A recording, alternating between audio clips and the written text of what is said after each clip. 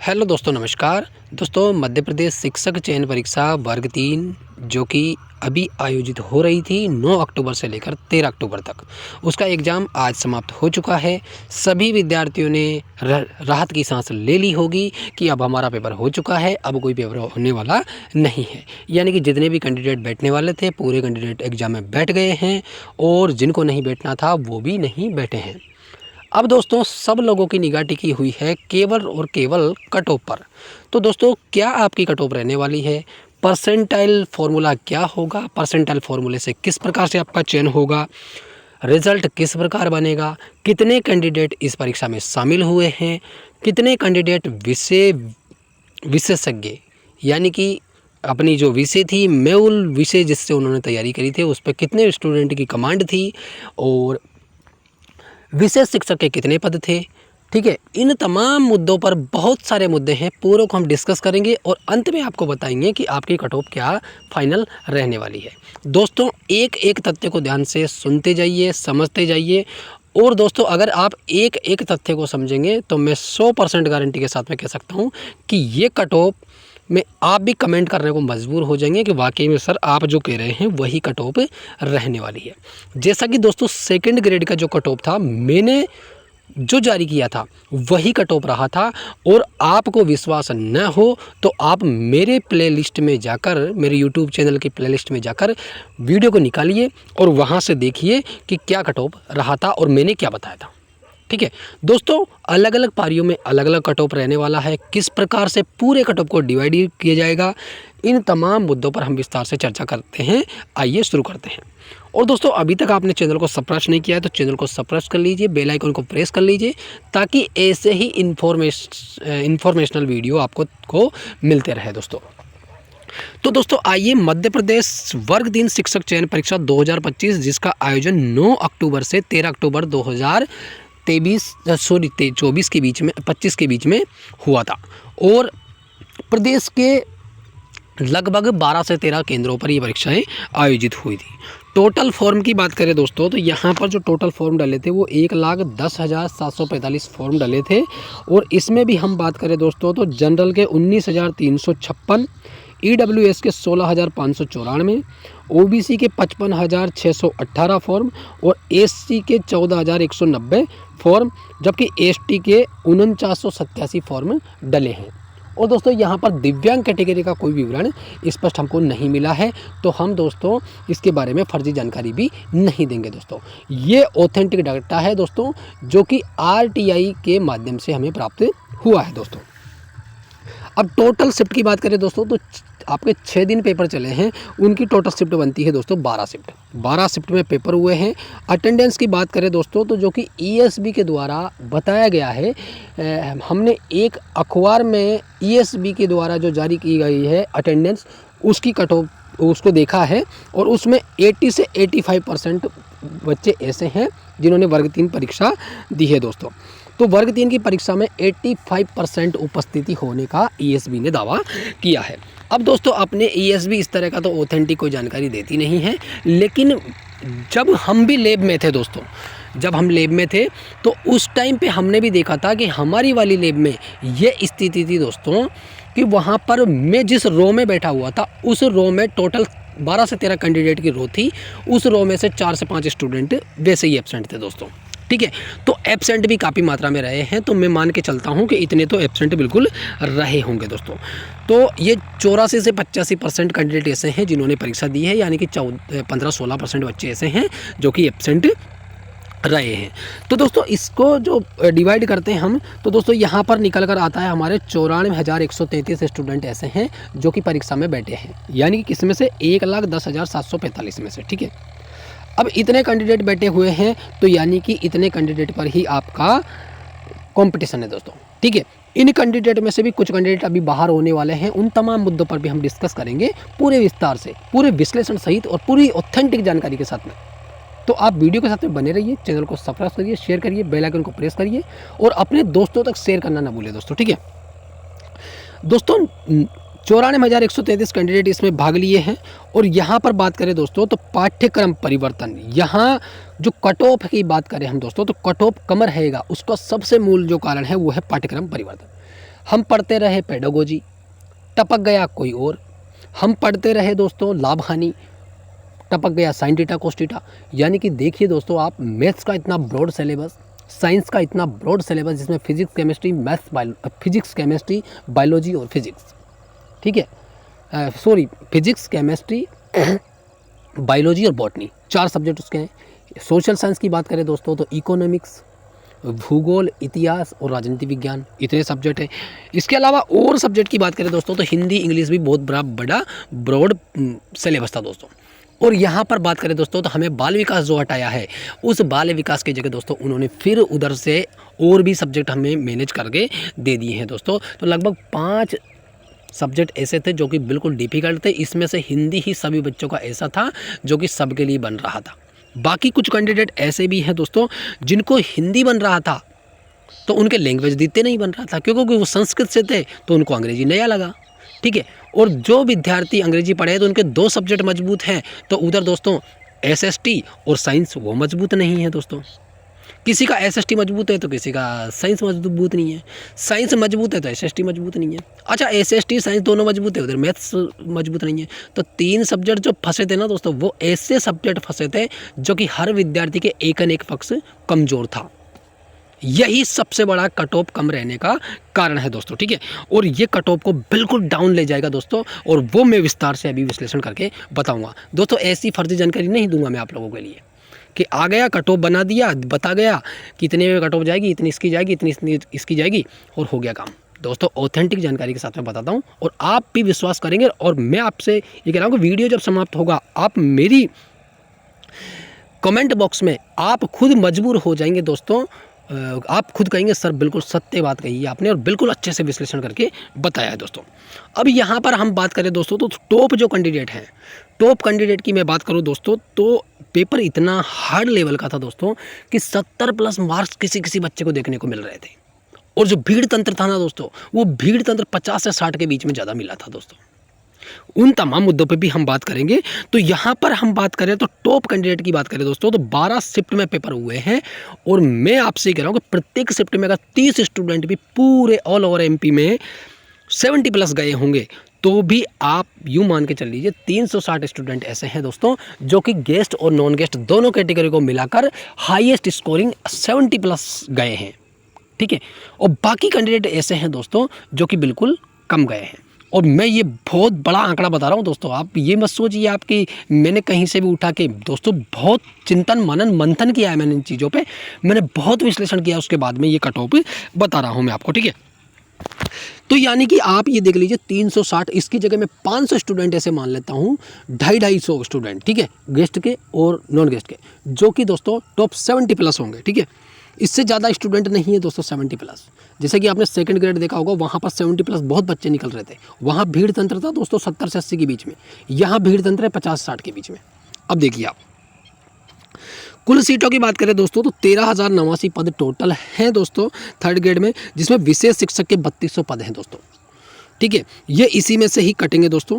और यहाँ डीपीआई के पदों की बात करें दोस्तों तो 10,150 पद डीपीआई के हैं और ट्राइबल के 1523 पद थे, ठीक है। और विज्ञान विषय की बात करें दोस्तों तो 1087 पद विज्ञान विषय के थे दोस्तों, ठीक है। इस प्रकार से हम बात करें दोस्तों, और 389 कुछ ऐसे पद ऐसे थे जो कि इसी के अंदर थे दोस्तों, ठीक है, विज्ञान में। यानी कि 1416 पद ऐसे हैं जो विज्ञान के विषय के लिए थे। तो यहाँ पर हम बात करें दोस्तों तो 13,089 पद में से 10,000 डीपीआई के और ट्राइबल के 1523 और विज्ञान के। तो इन पदों को हम डिवाइड करें, इन पदों को हम बांटें, तो कहने का मतलब ये है कि विशेष शिक्षक के 3200 पद हटा दीजिए, बचे आपके पास में 10,000 पद। इन 10,000 पदों में से दोस्तों आपके पास में जो विज्ञान विषय के शिक्षक हैं, जिनकी विज्ञान से अच्छी तैयारी है, वो यहाँ पर इन पदों को ज़्यादा खा जाएंगे वो। अब फिर भी आपके पास में ये डीपीआई के 10,050 पद आपके बचेंगे। यानी कि इसको भी माइनस करें हम तो 1,087 करीबन माइनस करेंगे, तो ये 1,400 करीबन माइनस करेंगे, तो ये 8,500 के आसपास बचने वाले हैं। अब यहाँ पर हम बात करें दोस्तों तो गेस्ट फैकल्टी के जो टोटल पद हैं दोस्तों, यहाँ पर जो गेस्ट फैकल्टी के खाते में आते हैं वो लगभग 6544 पद आते हैं, और नॉन गेस्ट को भी लगभग 6544 लगभग पद आते हैं, जो कि 50% आरक्षण को काटने के बाद में। तो इतने पद लगभग ये बचते हैं दोस्तों, ठीक है। इसमें विषय शिक्षक के 3200 पद, इनको हटा दीजिए, ये भी इसी में से जाएगा, तो ये विषय शिक्षक वाले ले जाएंगे, तो बचेंगे 10,000 पद। उन 10,000 में से आपको विज्ञान विषय के शिक्षक है, जो विज्ञान वाले हैं, तो विज्ञान वाले तो विज्ञान से ही ले जाएंगे, ठीक है, इससे कोई लड़ाई नहीं है। आपके जो SST वाले हैं, 3rd ग्रेड की विशेष रूप से जो तैयारी कर रहे थे, वो विद्यार्थियों को 7,000 पद ऐसे हैं जो फ्री मिल रहे हैं, ठीक है। तो यहाँ पर लगभग 3500 पद भी आते हैं, लेकिन इन कैंडिडेट को भी हम अगर इन्हीं में ऐड कर लेते हैं तो आपके पास में 3200 पद विशेष शिक्षक के काटने के बाद में 10,000 के समथिंग पद आपके बचते हैं दोस्तों, ठीक है। कुल आवेदक की बात करें तो दोस्तों गेस्ट आवेदक हैं, जो हम बात कर रहे हैं किसकी दोस्तों, यहाँ पर टोटल कैंडिडेट जो 94,133 स्टूडेंट ने पेपर दिया है, उनमें से दोस्तों 23,000 कैंडिडेट ऐसे हैं दोस्तों जिन्होंने गेस्ट फैकल्टी का अनुभव प्राप्त किया है, ठीक है, वो गेस्ट फैकल्टी के रूप में कार्य किया है। और 71,000 स्टूडेंट ऐसे हैं जो कि नॉन गेस्ट हैं दोस्तों, यानी कि कंपटीशन इधर 23,000 कैंडिडेट पर 6,500 पोस्ट है, और इधर 71,000 पोस्ट पर 6544 पोस्ट है, यानी कि 6500 जो पोस्ट है वो दोस्तों इन पर डिवाइड हो रही है दोस्तों। अब कंपटीशन की बात करें दोस्तों, तो यहाँ पर कंपटीशन भी वाकई में कितना कम हो रहा है उस पर भी हम आकलन करेंगे। तो यानी कि गेस्ट पर 3 अभ्यर्थी, केवल 3 अभ्यर्थी ही दोस्तों ऐसे हैं जो कि गेस्ट पे फाइट कर रहे हैं, यानी कि 3 अभ्यर्थियों से आपकी लड़ाई है। और इसमें मैं बात करूं 23,000 में से लगभग 14 से 15,000 स्टूडेंट तो ऐसे हैं दोस्तों जो 40% मार्क्स भी गेन नहीं कर पाए हैं, तो वो सीधे फेल होने वाले हैं। जब वो फेल होंगे ना दोस्तों, तो समझ लीजिए आप जो चयनित हैं, जिनके अच्छे मार्क्स आए हैं, गेस्ट वालों के, जिन गेस्ट भाइयों के अच्छे मार्क्स आए हैं, बहनों के अच्छे मार्क्स आए हैं, वो यहाँ पर फाइट करेंगे। तो यानी कि दोस्तों एक सीट पर 1.5 स्टूडेंट ही फाइट कर रहे हैं। तो गेस्ट का तो मैं आपसे ये कह रहा हूँ दोस्तों कि अगर आपके गेस्ट में दोस्तों बहुत कम कंपटीशन है, बहुत कम कंपटीशन, ठीक है। अब यहाँ पर बात करें दोस्तों, तो नॉन गेस्ट की बात करें दोस्तों, तो 71,000 है, यहाँ पर केवल 10 अभ्यर्थी ही ऐसे हैं जो कि फाइट कर रहे हैं, और यहाँ पर लगभग 47,000 स्टूडेंट तो 40% मार्क्स भी गेन नहीं कर पाए होंगे, तो ये सीधे फेल हो जाएंगे और बचेंगे आपके पास में, यानी कि कितने बचेंगे दोस्तों, तो 47,000 को माइनस कर देते तो 24,000 स्टूडेंट, 24,000 स्टूडेंट ऐसे बचेंगे जो कि पास हुए हैं दोस्तों, ठीक है। 40% से कम वालों का तो सोचिए मत कि उनका चयन होगा, वो तो फेल है, ठीक है। तो यानी कि आपके 10 अभ्यर्थियों पर है, और जब फेल वाले कैंडिडेट को निकाल देते हैं तो नॉन गेस्ट में 4 कैंडिडेट पर 1 कैंडिडेट का सिलेक्शन होने वाला है, यानी कि एक पोस्ट के लिए 4 कैंडिडेट फाइट कर रहे हैं, ठीक है। अब शिफ्ट की बात करें दोस्तों, तो शिफ्ट कौन सी हार्ड थी, कौन सी मॉडरेट थी। तो दोस्तों 9 और 10 तारीख की जो शिफ्ट थी दोस्तों, वो बहुत हार्ड शिफ्ट थी। उस शिफ्ट में दोस्तों औसत जो अंक था दोस्तों, वो लगभग 45 से 55 के बीच में रहा था। और दोस्तों इस शिफ्ट में हम बात करें दोस्तों, तो 60 से 65 का स्कोर कोई विद्यार्थी कर पाया था। और 11 तारीख की जो दोनों शिफ्ट थी वो ईजी शिफ्ट थी, उसमें 75 से 78, 80 तक भी लोग गए हैं, ये शिफ्ट ईजी थी। और 12-13 की बात करें दोस्तों, तो 12-13 की जो शिफ्ट थी उसमें 65 से 70 तक के स्कोर गेन किया है लोगों ने। और यहाँ पर भी दोस्तों हम बात करें दोस्तों, तो ये हमने जो पूरा स्रोत लिया है दोस्तों, ये यूट्यूब से स्रोत लिया है दोस्तों।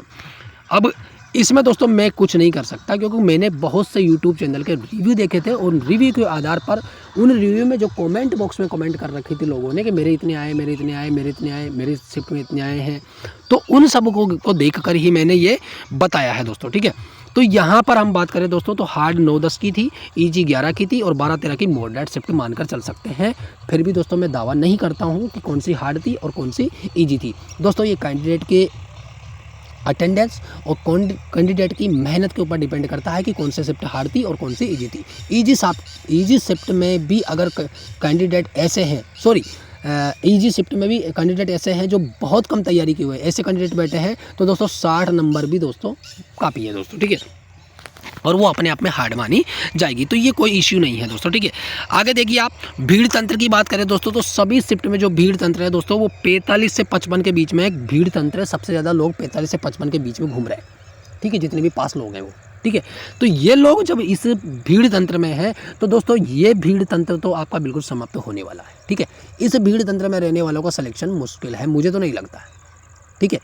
अब दोस्तों आप कहेंगे कि अतिथि में 1.5 यानी कि लगभग 2 कैंडिडेट ही फाइट कर रहे हैं। तो दोस्तों मैं ये बात कह रहा हूँ आपसे कि 2 स्टूडेंट है ना, वो वही फाइट कर रहे हैं जो दोस्तों 60-65 के एवरेज में है। मैं ये नहीं कह रहा हूँ कि आप 45 नंबर ले आएंगे तब भी आप गेस्ट से चयन हो जाएगा, नहीं होगा दोस्तों। बहुत लाए हैं नंबर, आपके कहने से कुछ नहीं होता है। जब आप एग्ज़ाम दे के आते हैं तो आपका स्कोर जितना होता है ना उतना ही आपको लगता है कितने में चयन हो जाएगा, लेकिन नहीं होता है। जब रिजल्ट आता है तो रिजल्ट कुछ और ही होता है, ठीक है।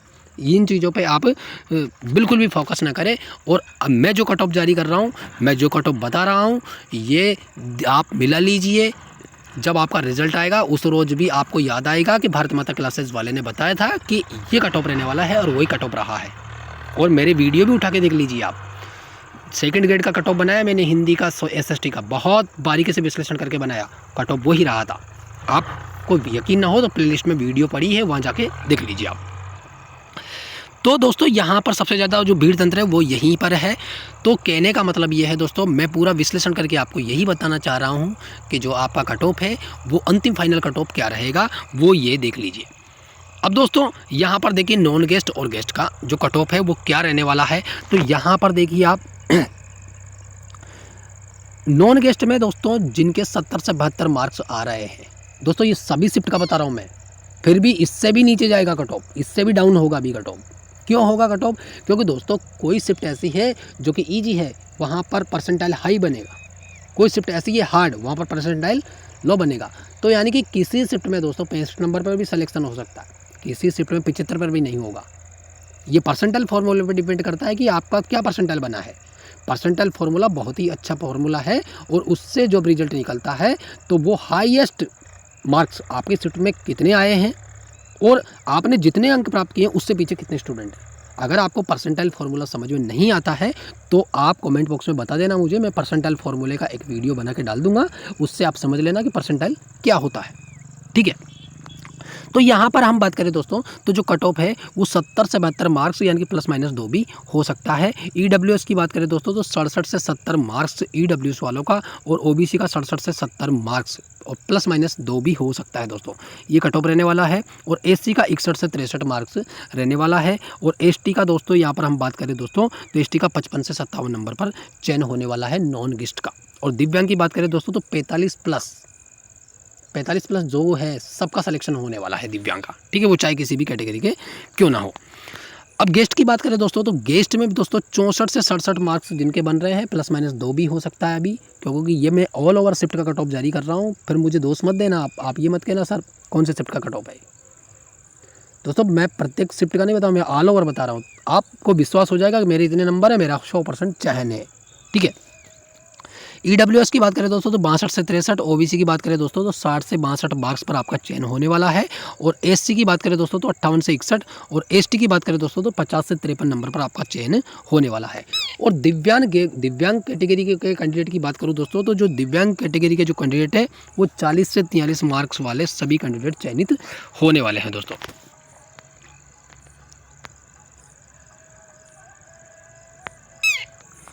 अब दोस्तों कुछ विद्यार्थी ये सोच रहे होंगे कि ये कट ऑफ किस आधार पर जारी कर रहे हैं। दोस्तों ये बहुत अच्छे से विश्लेषण करना पड़ता है पहले। अब मैं आपको फिर बता दूं कि अभी तक आपने अपने नंबर जारी नहीं किए हैं तो प्लीज़ मेरा आपसे हाथ जोड़ के निवेदन है, आप अपने मार्क्स किस शिफ्ट में आप बैठे हैं, किस कैटेगरी से हैं आप, और गेस्ट है या नॉन गेस्ट है, ये चीज़ सिर्फ इतना सा लिखकर आप कमेंट बॉक्स में ज़रूर मुझे बता दें, ताकि हम अच्छे से और शिफ्ट वाइज विश्लेषण करके बता दें कि आपका शिफ्ट वाइज कट ऑफ क्या रहने वाला है। अगर आपने इतना सा मदद किया हमारा तो हम आपका शिफ्ट वाइज भी कट ऑफ जारी कर देंगे दोस्तों। तो ये ऑल ओवर कट ऑफ था सभी शिफ्टों का मिलाकर। आपने पेपर दिया, कैसा पेपर गया आपका, जो हुआ सो हो गया, सिलेक्शन होना है नहीं होना है ये रिजल्ट के ऊपर डिपेंड करेगा। अब दोस्तों आपको निश्चिंत होकर आपने जो मेहनत करी है बहुत अच्छी मेहनत करी है, और आपको बेस्ट ऑफ लक। मैं चाहता हूं कि आप गवर्नमेंट जॉब में हो, आपको कि इस नौकरी के लिए एक पद मिले और आप वर्ग दिन शिक्षक जल्द से जल्द बने, ऐसी आशा करता हूं आप लोगों से। और नेक्स्ट ऐसी इन्फॉर्मेशन वीडियो के लिए चैनल को सब्सक्राइब करिए, शेयर करिए, बेल आइकन को प्रेस करिए ताकि आने वाली वीडियो का नोटिफिकेशन आपको तुरंत मिल सके। धन्यवाद दोस्तों, फिर मिलते हैं। धन्यवाद, नमस्कार।